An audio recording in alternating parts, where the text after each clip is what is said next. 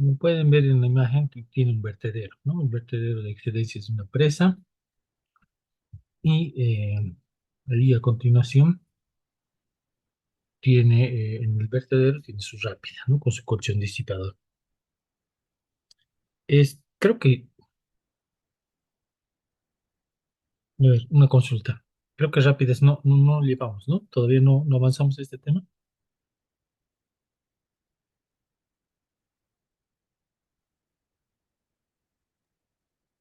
No, Inge, creo que no. No, la semana pasada, ¿no ve? Ya. Tiene su colchón disipador. Esto también se repite en obras de toma, ¿no? Como pudimos ver en el ejemplo de la obra de toma, eh, cuando tiene su canal de derivación, cuando el caudal es mayor al caudal de diseño y ante una avenida, siempre hay un caudal excedente. Ese caudal excedente en la obra de toma tenía una compuerta, perdón, un canal tenía un vertedero, y a continuación de ese vertedero, una rápida, ¿no? Otro ejemplo es el que podemos ver en la imagen. Una presa tiene su vertedero y a continuación tiene una rápida. Estos elementos, como las rápidas, nos sirven para salvar desniveles, por ejemplo, ¿no? Cuando tenemos canales de sistemas de riego y si existen depresiones grandes, una de las funciones de la aplicación de estas rápidas son para salvar desniveles y para de repente disipar esa energía potencial que se tiene, esa diferencia de alturas, la convierte en energía cinética y se disipa en el colchón disipador y se regula el flujo, ¿no? Se vuelve un flujo subcrítico. Entonces, una de las aplicaciones es salvar ese desnivel y cambiar, cambiar de flujo supercrítico a subcrítico, ¿no? Por la diferencia esa de alturas. También se utiliza en canales de riego para mezclar en sí eh, mm, componentes químicos en el canal, ¿no? En el agua. Por ejemplo, fertilizantes, insecticidas, etcétera. Fertilizantes en sí para riego, ¿no? Entonces, este resalto hidráulico que se provoca al final de la rápida es muy eficiente para realizar esta mezcla. Entonces, al igual que las caídas verticales, las caídas escalonadas, las rápidas también sirven para salvar de estos desniveles, ¿no? El ejemplo que vamos a ver es un ejemplo de una empresa donde está una característica es disipar esta energía, ¿no?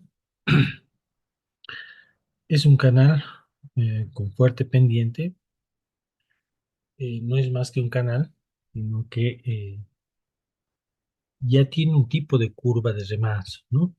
La rápida, donde pasa de un flujo supercrítico a un flujo subcrítico, ¿no? Se caracteriza por la gran velocidad que discurre en el agua, incorporando aire en la masa aérea. Su diseño se basa en la teoría del flujo gradualmente variado en canales, ¿no? Y en proteger la estructura contra la erosión. Tiene una sección que es un flujo gradualmente variado y ya cuando cambia la pendiente en el colchón disipador es un flujo rápidamente variado, ¿no? Salta abruptamente desde el flujo subcrítico al supercrítico, del supercrítico al subcrítico en distancias cortas. Y el gradualmente variado es a lo largo de la rápida. ¿Mm? Generalmente se conforma de las siguientes partes. Tiene una sección de control, tiene el conducto de la rápida y tiene el disipador de la energía.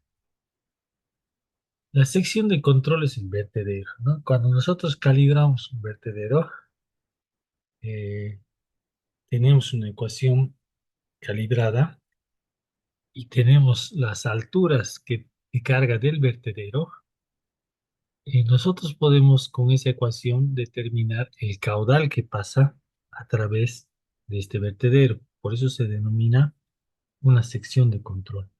Otras secciones de control pueden ser compuertas, canales parcial, etcétera, ¿no? Donde las aberturas de la compuerta y también están calibradas como orificios, son secciones de control. El canal partial, de igual manera, en función de la calibración de sus medidas características y la forma, eh, también nos sirve de una sección de control, ¿no? Entonces, es un vertedero generalmente de forma rectangular, que puede tener un perfil redondeado, ¿no? O trapezoidal. Es importante conocer el eje hidráulico de la lámina de la vertiente, cuyas coordenadas se hallan en las tablas cuando la cresta es redondeada. Ahí en la imagen tenemos la altura de carga del vertedero, H sub D, y los valores de X y Y están en pies para la ecuación que tenemos ahí abajo de el trazo de ese perfil redondeado, ¿no? En diferentes bibliografías ustedes van a poder ver que una de las más conocidas es el perfil Krieger, ¿no? Donde también tiene su ecuación para el trazo de este vertedero. La cresta sobre el vertedero de escotadura rectangular de longitud efectiva L se estima con la ecuación que tenemos aquí de vertedero.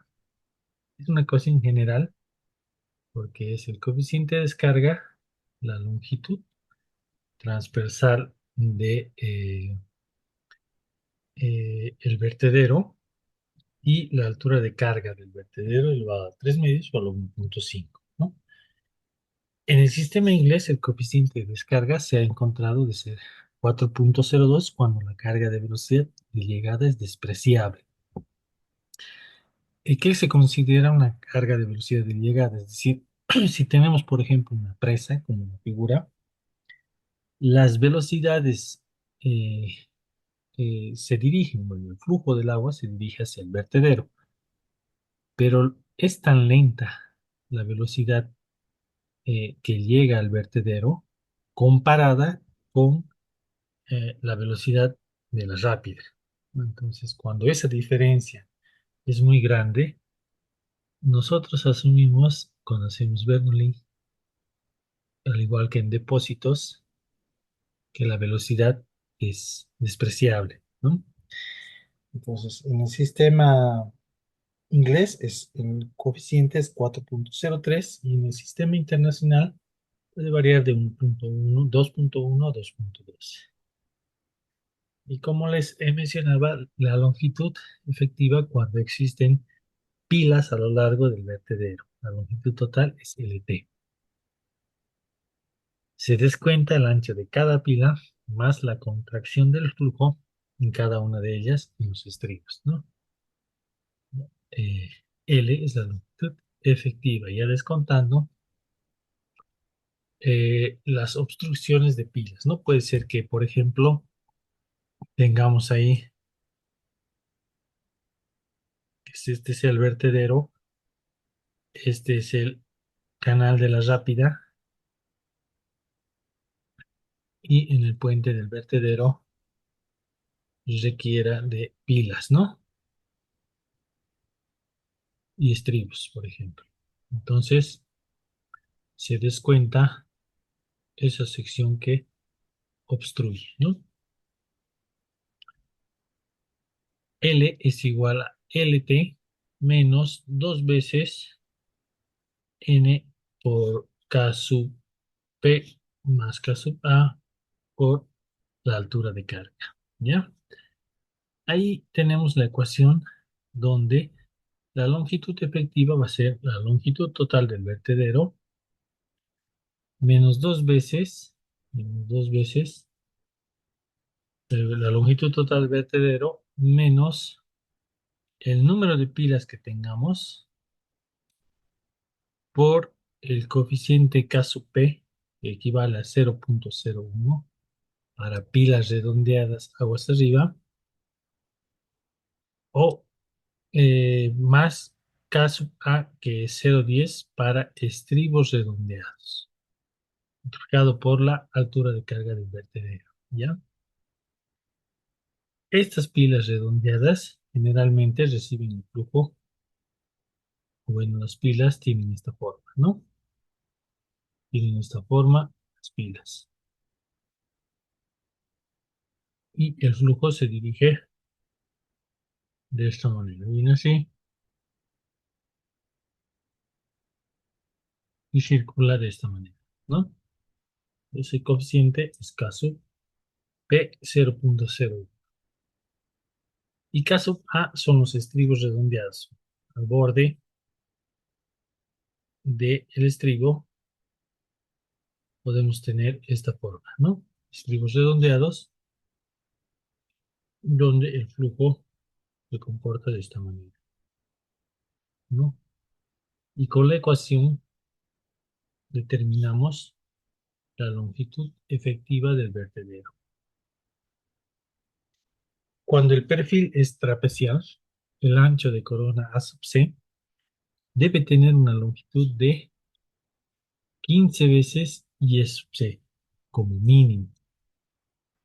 La altura de la umbra P debe ser suficiente para asegurar la descarga libre. P tiene que ser mayor, o la altura de umbra, esta altura de umbra, tiene que ser mayor a H.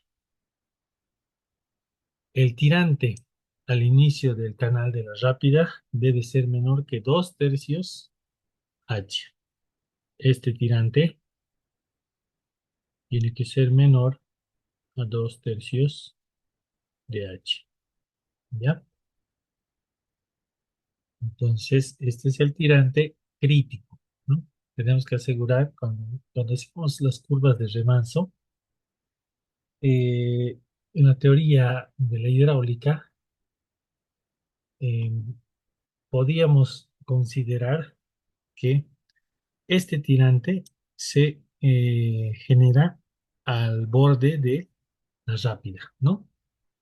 El tirante crítico,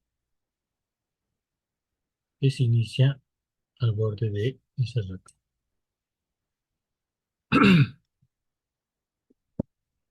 El coeficiente de descarga C, según la altura de carga, vamos a tener que nos presentamos esta tabla en función de la altura de carga, ¿no? Si tenemos 0,48, coeficiente de 1,97. Si tenemos 1,65, 2,04, ¿no?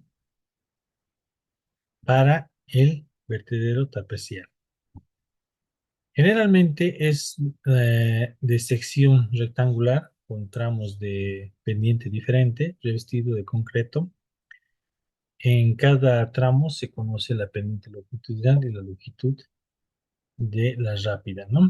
Seguido de este vertedero tenemos la rápida en sí, que es el canal, ¿no? El canal de gran pendiente, donde pasa de un flujo, o sea, si ya tenemos el inicio de la rápida, el tirante crítico, y tenemos la rápida, recordando en hidráulica, cuando todos los tirantes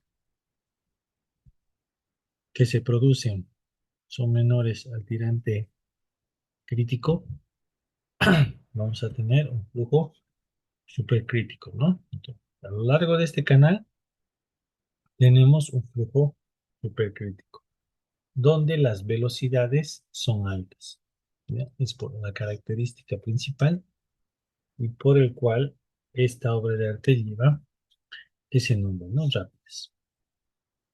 Se ubica la sección de control a partir de la cual se calculan los tirantes y las velocidades a lo largo del equilibrio. Es el primer paso para determinar esa curva de remanso a lo largo de la rápida, ¿no? Primero se ubica la sección de control, ya a partir del cual se calculan los tirantes y las velocidades a lo largo del eje hidráulico.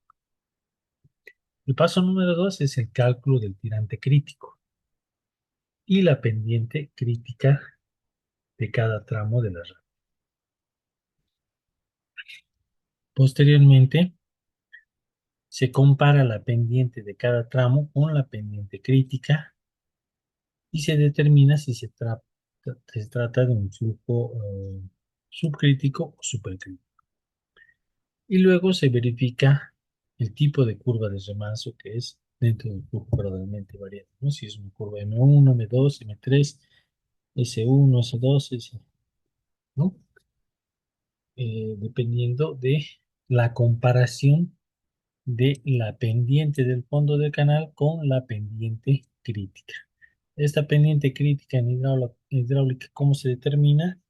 Con el tirante crítico, ¿no? Si yo tengo el tirante crítico, le meto a Manning, tengo la pendiente crítica, ¿no? Para el paso 4, el cálculo del tirante y la velocidad en diferentes secciones, se debe realizar en diferentes pasos, ¿no? Dependiendo de las longitudes de progresivas, se van a determinar tirantes y velocidades, ¿no? Con la finalidad de no exceder la velocidad permisible en el canal. Cuando queremos diseñar, tenemos que tener en consideración también que las velocidades de desgaste, ¿no? Dependiendo del material en el cual se va a conformar el canal de la rápida. En el cambio dependiente de los diferentes tramos de la rápida es conveniente dotar las curvas verticales, ¿no? Aquí tenemos una curva convexa donde tenemos un cambio de pendiente, ¿no? Y al realizar la curva convexa, lo que se hace es suavizar un poco el cambio de pendiente dentro de la rápida. Se escoge una sección aguas arriba del cambio de pendiente como origen de coordenadas, desde donde se traza la curva de la solera con la siguiente cuestión, donde B es la velocidad del flujo al inicio de la curva, cuando, por ejemplo, ya hemos hecho la curva de remanso aguas arriba y conocemos el perfil, ¿ya? Pi es el ángulo del tramo aguas arriba, como ya tenemos determinadas las cotas, tenemos el ángulo de inclinación y podemos tomar o determinar ese ángulo, ¿no? La gravedad y ahí tenemos los valores de X y Y para graficar o trazar las coordenadas eh, de esta curva, ¿no? La curva debe ser tangente al tramo aguas abajo. Cuando tenemos curvas cóncavas, vamos a considerar un radio mínimo para el cambio de pendiente, ¿ya? El radio se trata generando un arco tangente a ambos tramos. Si digamos tenemos aquí y tenemos aquí otra pendiente, debemos encontrar un punto que sea tangente, que la circunferencia sea tangente con las dos rectas, ¿ya? De esa manera se determina el radio mínimo y el cual se puede estimar con esta ecuación, ¿no? Que va a ser igual a 2 veces Q B sobre P, ¿ya? P va a ser en función de Y y la velocidad, donde Y va a ser la profundidad del flujo al inicio de la curva, B la velocidad del flujo al inicio de la curva y R va a ser el radio propuesto inicialmente de la tangente de las dos rectas, ¿no? Y tenemos la gravedad.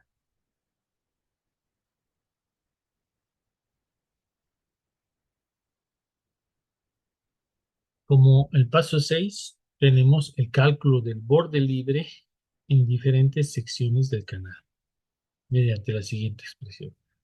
B sub L va a ser igual a 0,60, un 60% de 60 centímetros de borde libre de seguridad, más 0,037 la velocidad del flujo por la raíz cúbica de el tirante en la sección donde se quiere dar el borde libre, ¿no? Entonces, ese es el cálculo del borde libre para la raya. Para el cálculo de los tirantes, considerando que se incorpora una masa de aire en la masa del agua, el tirante con aire se estima con las siguientes expresiones. El tirante con aire va a ser al tirante dividido entre la densidad relativa del agua con aire incorporado. Podemos obtener ese valor de esta ecuación. Uno menos la densidad relativa del agua con aire dividido entre la densidad relativa tiene que ser aproximadamente 0,006 la velocidad del flujo del agua que hemos determinado, por ejemplo, en el perfil, dividido entre la gravedad por el radio hidráulico que tenemos igualmente en considerando la sección húmeda, ¿no?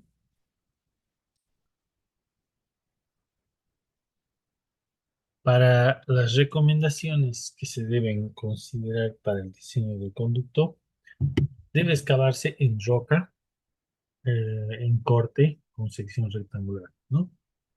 En lo posible se debe evitar curvas horizontales. Para evitar efectos de la cavitación, la velocidad debe tener menor a 25 metros segundo, ¿no?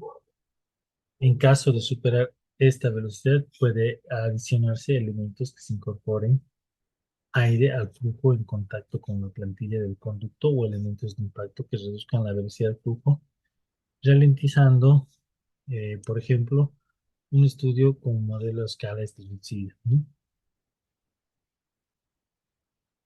Posteriormente a esta rápida, y algo muy importante dentro del componente de la rápida, es el disipador de energía. Los disipadores de energía de las rápidas tienen como objetivo evitar la socavación de la estructura de la estructura en el colchón, ¿no?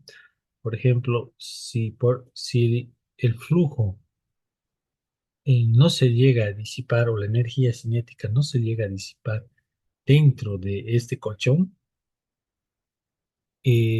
las velocidades, el remolino y todo ese resalto sale del colchón, se puede provocar socavación aguas abajo de la rápida. Por ejemplo, si tenemos este canal, este cambio de sección, y tenemos ahí la rápida, y esto llega a disiparse o la longitud de disipación no es la suficiente, pues aquí podemos provocar socavación y se compromete, por ejemplo, la estabilidad de la misma rápida o del colchón. Eh, Cuando se trata de cubetas o tanques, sus dimensiones se fijan en función del calado, que viene a ser la altura o profundidad del tirante, y el número de flujo a la entrada y el calado conjugado mayor a la salida, ¿no? Tenemos, sí, el conjugado, el tirante conjugado 2, el tirante conjugado 1 y el número de flu 1, ¿ya?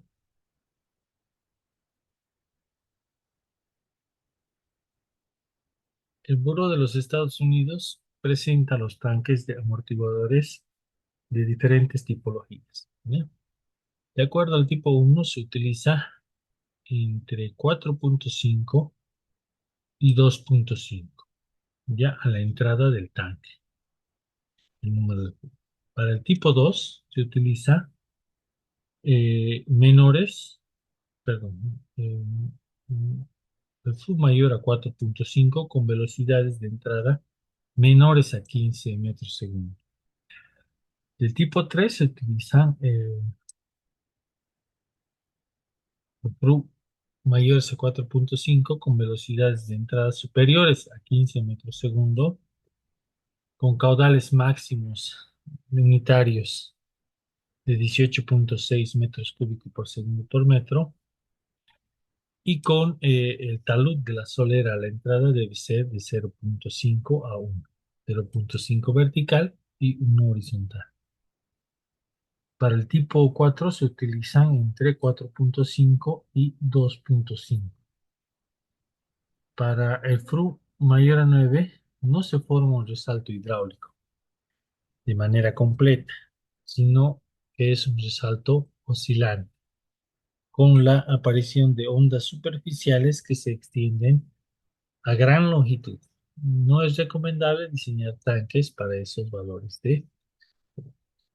Cuando ustedes en hidráulica veían diferentes tipos de resaltos, por ejemplo, resalto ahogado, resalto exacto, con esas tipologías determinaban dentro de la hidráulica la longitud del resalto, ¿no? Entonces, el resalto barrido, por ejemplo, ¿no? El Buró de los Estados Unidos hace una clasificación de las tipologías en función del tipo de flujo que tenemos, ¿no? Aquí tenemos una gráfica en la que igual se analizó, bueno, se aplicó en cierta parte en el colchón disipador de la rápida para la obra de toma, ¿no? Que es el ejemplito. Entonces ahí tenemos dados al inicio del colchón y al final un umbral, ¿no? Un umbral, un desnivel que eh, estos dados y este final del umbral lo que hacen es contener el dado, optimiza el origen y la disipación de la energía dentro del colchón y el umbral que tenemos al final del colchón contiene y delimita el final del salto hidráulico, ¿no?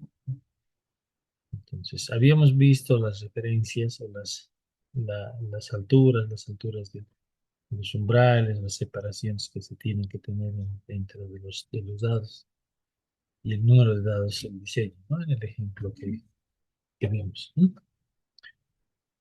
Aquí tenemos, por ejemplo, las características bueno, en el anterior, tenemos las tipologías de el cuenco tipo uno, el cuenco amortiguador tipo uno, donde tenemos, por ejemplo, la altura que tiene que tener el dado es 2 veces de 1.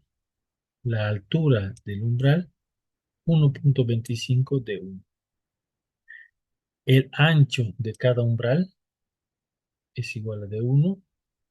La fracción de la separación, esto va a ser función, si la separación, por ejemplo, va a ser 2 veces W, la pendiente que va a tener el dado, un 5%, y la longitud del colchón, bueno, el de 1 va a depender también de las velocidades y de los tirantes que se tienen al inicio, con tirante 2 y el número 1, ¿no?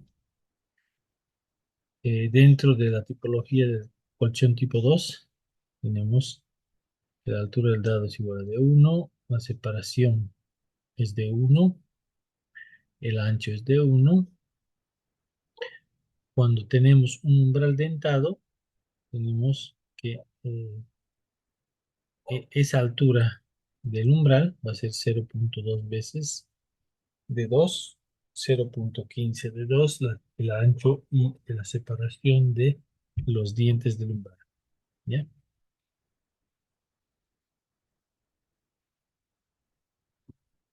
Para los dados con escarpa y con bloques de impacto, para reducir la longitud del cancho del cuenco amortiguador. Tenemos ahí las características, ¿no? Los dados igualmente es de 1 ancho y separación. Ya los bloques de impacto vienen a ser H3 con una pendiente de 1 a 1. La ubicación de estos bloques de impacto a 0,8 veces de D2. La corona de los bloques de impacto 0,2 de H. El ancho y la separación de los dados 0,75 de H3, ¿no? La altura del umbral con una pendiente de 2 horizontal, 1 vertical, considerando H4, ¿no? Aquí tenemos también en función del calado tirante, la relación que se tiene entre el tirante 1 y 2, una gráfica que nos va a determinar de W, ¿no?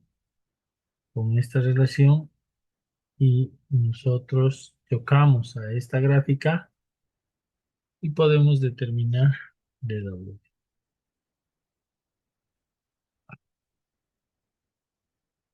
Para la altura de los bloques de impacto del umbral terminal,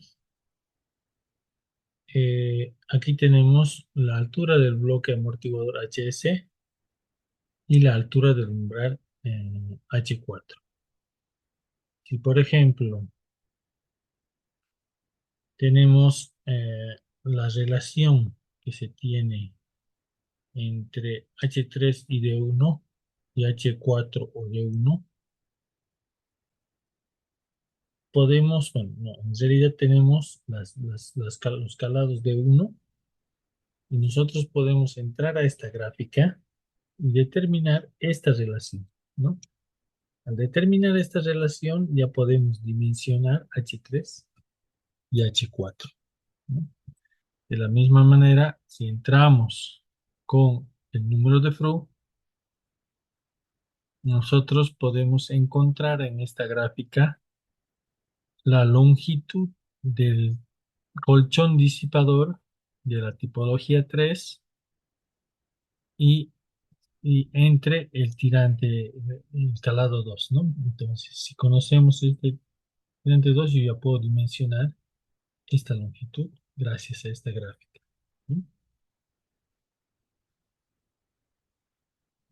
En el tanque tipo 3 se permite la entrada de sedimentos que pueden estar conformados de arcillas y arenas en cantidades moderadas, cantos en poca cantidad y cuerpos flotantes en cantidad moderada, ¿no? En la tipología 3. Ya en la tipología 4 tenemos aquí dados, tenemos umbral, pero la separación, bueno, la separación es 2,5 veces de W. Tenemos el ancho del dentellón igual a D1, la altura de estos dientes 2 veces D, la longitud de los dientes 2 veces D1 y la longitud L1, la longitud del desarrollo de el colchón. Si se requiere, por ejemplo, eh, colocar una transición al inicio o al final de la rápida, se recomienda un estrechamiento tipo embudo, ¿ya? Generalmente, para que realizamos este estrechamiento. Los estrechamientos en sí son para elevar el tirante, ¿no? Para elevar este tirante y ahí ya tenemos una sección más angosta. Al tener una sección más angosta, nosotros podemos tener, por ejemplo, menos excavación, por así decirlo, ¿no? Aquí tenemos unas líneas de flujo que hacen referencia al comportamiento del agua en la reducción. ¿No? Mm, en la gráfica para determinar la transición. ¿Ya? Beta uno es el ángulo de inclinación en la reducción, pero tienen que considerar que este viene desde el punto A hasta el punto B. ¿Ya? Eh, esta longitud de desarrollo de la transición se va a realizar o se va a medir desde A' hasta D'. ¿Ya? En sí viene a ser toda la longitud de la reducción de ancho del canal o de la solera del canal. ¿Ya?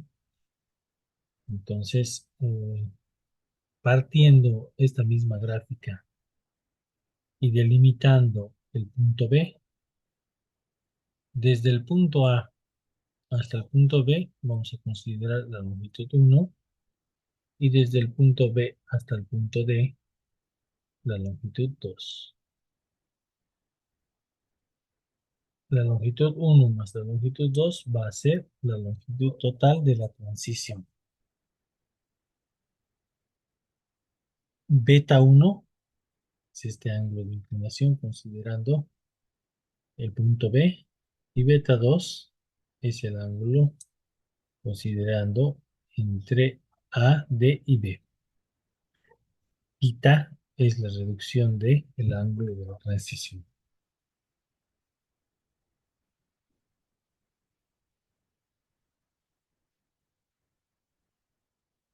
Con esta gráfica, la relación de el ancho aguas arriba y aguas abajo del canal va a ser igual a la relación de el tirante aguas abajo entre aguas arriba, a la 3 medios, multiplicado por la relación del número de flu aguas abajo dividido entre aguas arriba.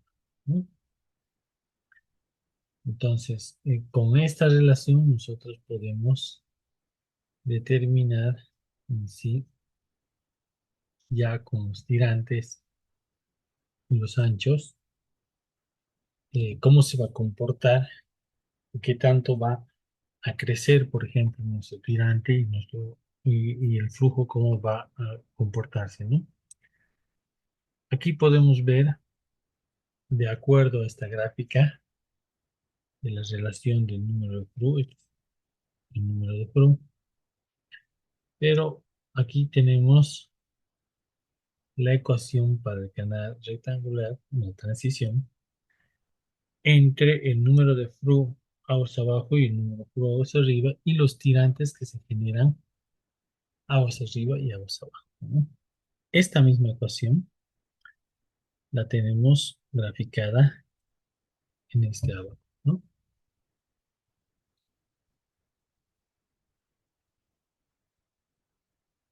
Por ejemplo, tenemos la presa del lago Orobi, donde tenemos el vertedero, si no me equivoco, esta creo que es la que presentó un incidente, ¿no? Donde creo que sí falló el vertedero, si no me equivoco.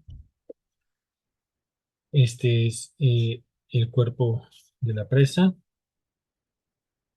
Aquí tenemos el vertedero y aquí tenemos su rápida, ¿no?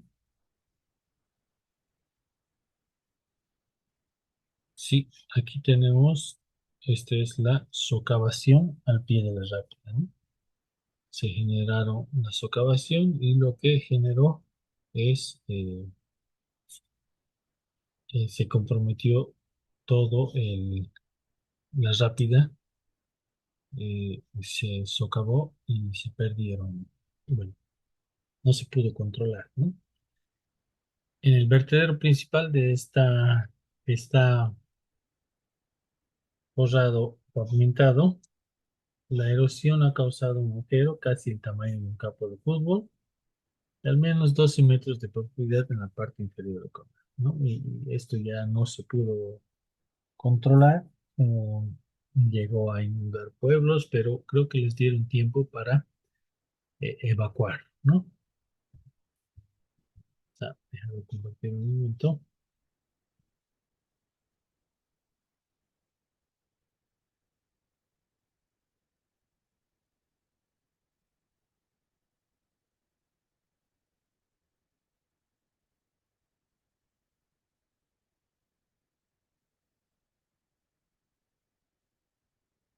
Por ejemplo, tienen un ejemplo que lo pueden encontrar ahí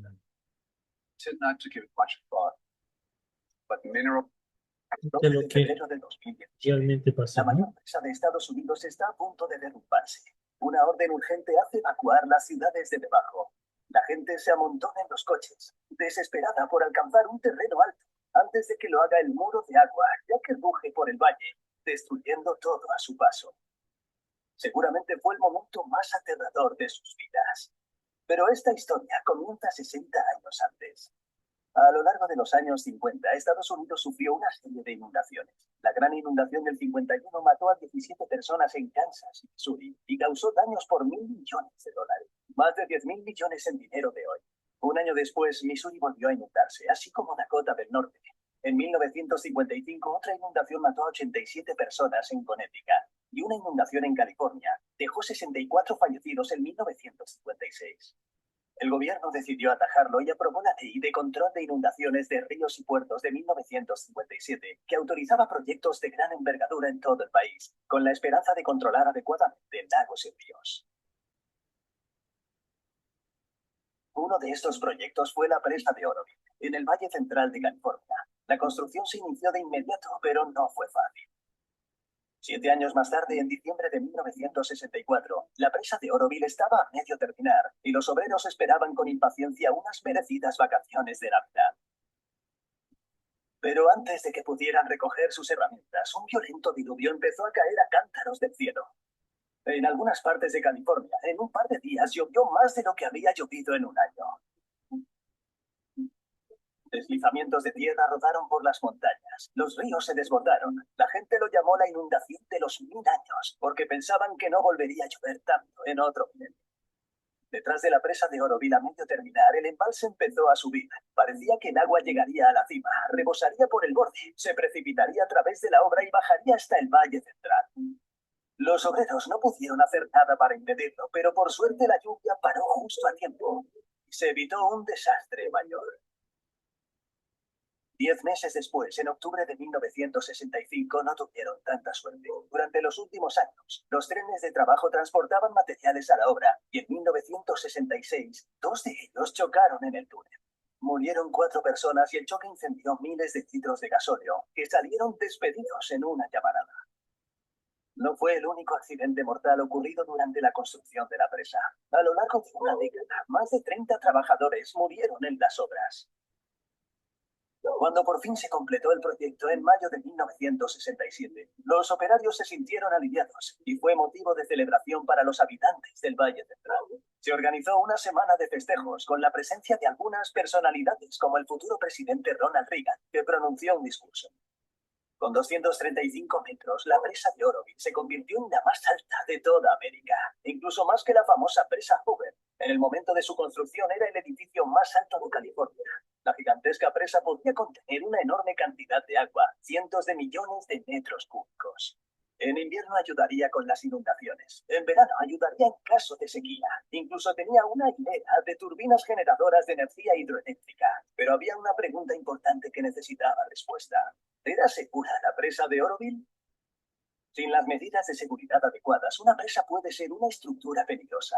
Si el nivel del embalse sube demasiado y se desborda, un muro de agua se precipitará valle abajo, destruyendo pueblos y ciudades por el camino. La presa podría incluso derrumbarse bajo la presión, liberando una masa de agua similar a un tsunami. Eso es lo que ocurrió en Zumadian, China, justo una década después de que se terminara la presa de Oroville. Dos presas se derrumbaron tras lluvias extremas y el muro de agua se cobró más de 100.000 vidas. En términos de desastres de presas, es el peor registrado, pero no es el único ejemplo. Cientos de presas se han derrumbado o desbordado por todo el mundo. Para minimizar el riesgo, estas estructuras tienen aliviaderos y la de Oroville no fue una excepción. Son canales especiales con compuertas en la parte superior que se abren cuando el embalse sube demasiado. Actúan como el rebosadero de una bañera. Si el agua llega a ese nivel, se vierte por el agujero en lugar de desbordarse por los laterales. Oroville tenía dos aliviaderos. El principal era un canal de hormigón de casi 1 kilómetro de largo, con 8 compuertas en la parte superior, y cuando se abrían el agua salía a una velocidad de descarga de 8.000 metros cúbicos por segundo. Eso es agua suficiente para llenar más de 150 piscinas olímpicas por minuto. Por si fuera poco, entró en juego un aliviadero de emergencia. En vez de un canal de hormigón, el aliviadero de emergencia era un pequeño vertedero 6 metros más corto que el muro de la presa.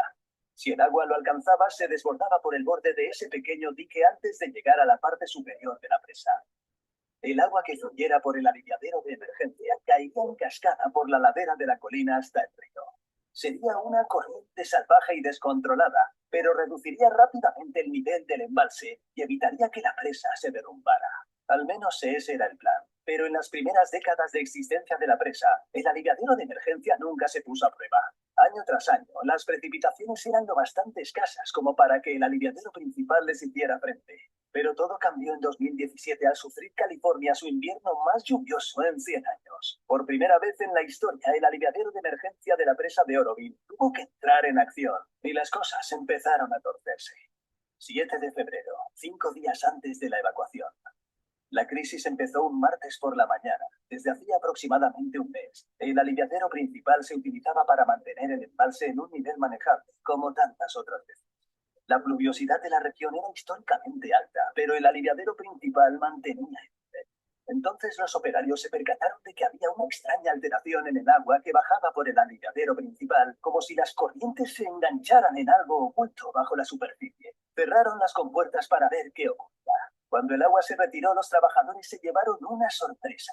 Aproximadamente a la mitad del aliviadero principal, parte del canal se había derrumbado. Había un enorme cráter en el hormigón y los trabajadores sabían que si dejaban que el agua volviera a bajar, los daños serían mayores. 3 días antes de la evacuación, con el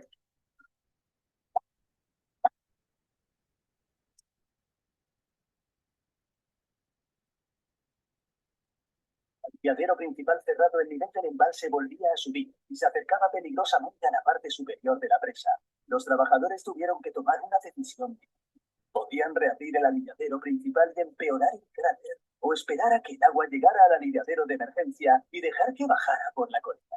Preferían evitar el aliviadero de emergencia en lo posible. Nunca se había utilizado y en las últimas décadas la ladera por la que debía bajar el agua se había cubierto de árboles. También había tendidos eléctricos que serían arrastrados por las aguas. Se decidió reabrir el aliviadero principal, pero con un caudal limitado. Los trabajadores esperaban que el caudal reducido fuera suficiente para controlar el nivel del embalse sin ejercer demasiada presión sobre el cráter. Según un portavoz, no prevemos que pase el agua por el aliviadero de emergencia, pero no podía estar más equivocado. Un día antes de la evacuación, el reducido caudal no evacuaba el agua lo bastante rápido. El nivel del embalse seguía subiendo y en cuestión de horas alcanzaría el nivel del aliviadero de emergencia por primera vez en la historia. Repentinamente aterrados, los trabajadores empezaron a despejar la ladera, talaron árboles y despejaron el tendido eléctrico, y lo hicieron todo en un abrir y cerrar de ojos. El embalse alcanzó la cima del aliviadero y empezó a desbordarse. En cuestión de segundos, un torrente de agua se precipitó ladera abajo, y los trabajadores no tardaron en darse cuenta de que algo iba muy mal. Al diseñarse el aliviadero de emergencia, un informe geológico que analizó la ladera concluía que la colina estaba formada por un lecho rocoso duro y duradero. Se creía que la ladera permanecería firme cuando el agua del aliviadero fluyera por ella. El informe geológico estaba equivocado. Cuando el agua corrió por la ladera en bruto, las feroces corrientes desgarraron barro y rocas. Toda la ladera se estaba desintegrando y, de repente, de la nada, la presa estaba en riesgo de un terrible colapso. El día de la evacuación. Si la desintegración de la colina derrumbaba la presa, miles de millones de litros de agua del embalse recorrerían el valle en una ola violenta e imparable. El Estado ordenó la evacuación del Valle Central. Más de 100.000 personas. El Departamento de Recursos Hídricos de California dijo que se preveía que la presa fallaría en la próxima hora. Ciudadanos aterrorizados intentaron escapar. Hubo atascos en las carreteras y las gasolineras se quedaron sin combustible. En cualquier momento la gente esperaba oír un rugido tronador y ver un tsunami precipitándose valle abajo hacia ellos. El agua seguía desbordándose por el borde del aliviadero de emergencia, corroyendo la colina. Los trabajadores abrieron el aliviadero principal sin preocuparse por el daño al canal de hormigón. Lo único que importaba era bajar el nivel del embalse por debajo del aliviadero de emergencia. Era una carrera contra reloj. Dejaría de bajar el agua por el aliviadero de emergencia antes de que se derrumbara toda la colina. Y de repente, a las 9 de la noche, el agua se detuvo. Es fácil imaginar cómo se sintieron aquellos trabajadores. De un modo u otro, los aliviaderos de oro habían hecho su trabajo, descargando una enorme cantidad de agua y consiguiendo que el embalse volviera a un nivel manejable. 13 de febrero, las secuelas. Cuando la ladera se secó, los helicópteros lanzaron sacos de arena y rocas sobre el terreno destrozado. Las reparaciones dieron resultado y al día siguiente la presa volvió a ser declarada segura. El nivel del embalse estaba bajo control y la gente volvió a sus casas. El suceso aún causó algunos daños en el Valle Central. Al romperse la ladera, el lodo y las rocas fueron arrastrados río abajo y dañaron una importante pesquería. Alrededor de 9 millones de peces tuvieron que ser evacuados a otra pesquería río abajo, pero podría haber sido mucho peor. Entonces saltó a las noticias un escándalo. Una década antes, tres grupos ecologistas, los Amigos del Río, el Sierra Club y la Liga de Ciudadanos del Sur del Yuba, se habían puesto en contacto con la Comisión Federal Reguladora de la Energía. Estos grupos estaban preocupados por el aliviadero de emergencia de la presa de Oroville y pensaban que el flujo de agua, ladera abajo, podría erosionar las rocas y desestabilizar la presa principal. Estos grupos habían pedido a la Comisión Federal que cubriera esa parte de la colina con hormigón, pero esta mejora habría costado más de 100.000 millones de dólares, así que la Comisión Federal ignoró a los grupos y dejó la presa como estaba. En 2013, los operarios observaron una grieta en el aliviadero principal, en el punto exacto en el que se formaría el cráter durante el desastre de 2017. Un equipo de ingenieros reparó la grieta, pero estas reparaciones no fueron supervisadas. Durante un control de seguridad 2 años después, los inspectores no se molestaron en examinar de cerca esa parte del aliviadero. Según un informe, examinaron el hormigón desde cierta distancia, y es posible que pasaran por alto una señal que habría evitado toda la crisis. Al ignorar las señales de advertencia, había puesto en peligro la vida de miles de personas. Un asambleísta lo calificó de aterrador. Dijo, es un desastre que hay que arreglar. La presa de Oroville no fue la única en ignorar las señales. Oficialmente las presas superan su vida útil designada tras 50 años desde su construcción. Una encuesta realizada en 2016, unos meses antes de la crisis de Oroville, reveló que la gran mayoría de las presas de Estados Unidos ya habían superado ese límite. Para evitar otra crisis en el futuro, era necesario modernizarlas y mejorarlas. Eso es lo que ocurrió en la presa de Oroville en los años posteriores al desastre. En 2018 se gastaron más de 1.000 millones de dólares en reparaciones y mejoras, incluyendo una reconstrucción completa del aliviadero principal, con instrumentos modernos para medir cualquier acumulación peligrosa de presión. También se instalaron cimientos más sólidos en la roca bajo el aliviadero de emergencia. En 2020, un informe declaró que la presa era oficialmente segura y fiable. El aliviadero de emergencia no se ha usado desde 2017, pero si se usara la ladera no debería erosionarse. En cuanto al aliviadero principal nuevo y aprobado, ha funcionado en un par de ocasiones. La más reciente en marzo de 2023 para descargar un pequeño chorro de agua. Al final nadie murió en el desastre de la presa de Oroville, pero un día más podría haber sido mucho peor. Toda la crisis fue una lección importante. Las presas son estructuras poderosas y peligrosas, y cuando se trata de seguridad, nunca debemos ignorar las señales de advertencia. ¿Y qué opinas de esta catástrofe evitada por los pelos en el último momento? Dínoslo en los comentarios.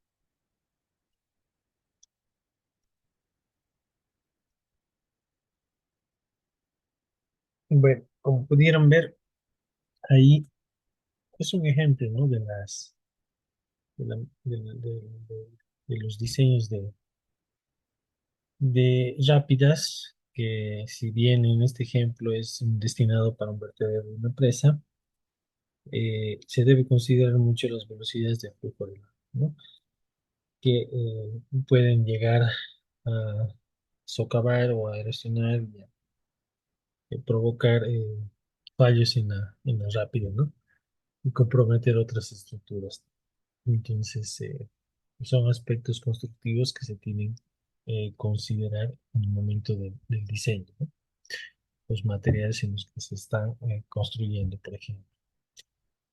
El práctico consiste en lo siguiente, ¿no? Este es el enunciado.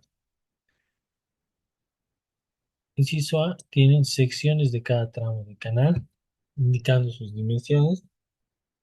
Por tanto, tiene que ser una caja rectangular, con revestimiento, con banquetas, con taludes. Tiene que tener un detalle de la punta, señalando la separación entre ellas. Tiene que tener detalle de las transiciones.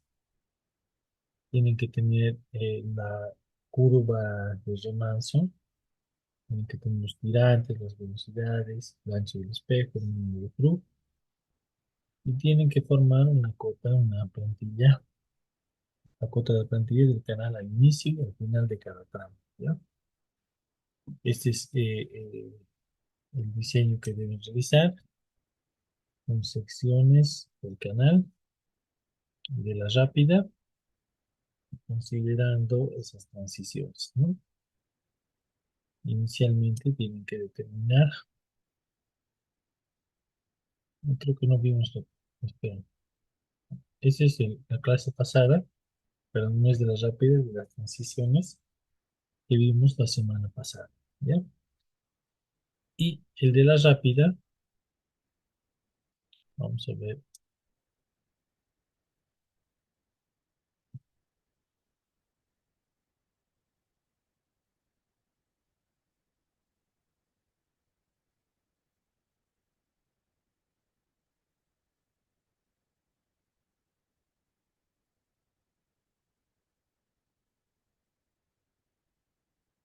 aquí está.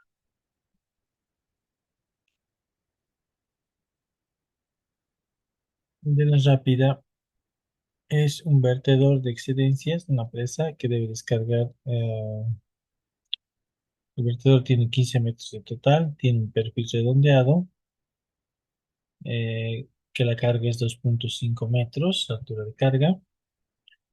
La cota del labio del vertedor es 3.456 metros.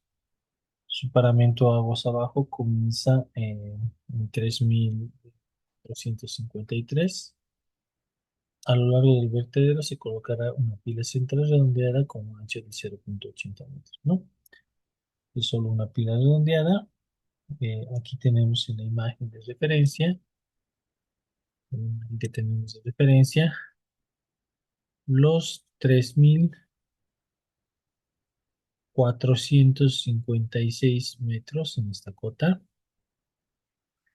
que es en el labio del vertedor, aguas arriba, donde inicia, y en la base, donde tenemos el cambio de pendiente, es 3.453,82, ¿no? Tenemos una longitud ahí de 70 metros en el segundo tramo con una pendiente de 0,025, de 0,25, ¿ya? La pendiente en el tramo uno es 0,50 y podemos ver aquí en la segunda gráfica donde este es un bosquejo del perfil de la plantilla de la rápida, donde tenemos una longitud de 95 metros, una pendiente de 0,37 metros, una longitud en el cambio de pendiente de 43 metros y una pendiente de 0,45, ¿ya? Ahí tenemos a continuación de esto, a continuación de esto, viene CF1 que viene aquí, ¿no? Ahí hay un cambio de pendiente y ahí viene arriba, ¿ya? La ubicación del vertedero y el perfil de la plantilla de las rápidas se muestra en la figura 1. donde CF1, CF2 y CF3 son las cotas de los tramos de la rápida. Hay suficiente espacio entre el final de la rápida y el cauce para incluir el disipador de energía, ¿no? Quiere decir que ustedes aquí, la longitud que se determine del disipador es la que tienen disponible, ¿ya? Se pide diseñar el vertedero, el canal y el disipador. El diseño comprende los cálculos y dibujos a escala en planta y en perfil que deben considerar, ¿no? Esto yo los voy a cargar ahora al grupo de WhatsApp. A ver, el archivo.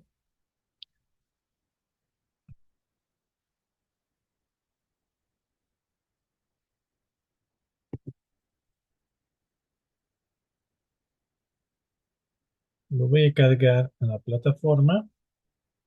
eh, el- en la actividad para poderla cargar, que ustedes puedan subirla hasta el trabajo práctico, hasta el día de hoy día es martes, miércoles, hasta el miércoles, ¿ya?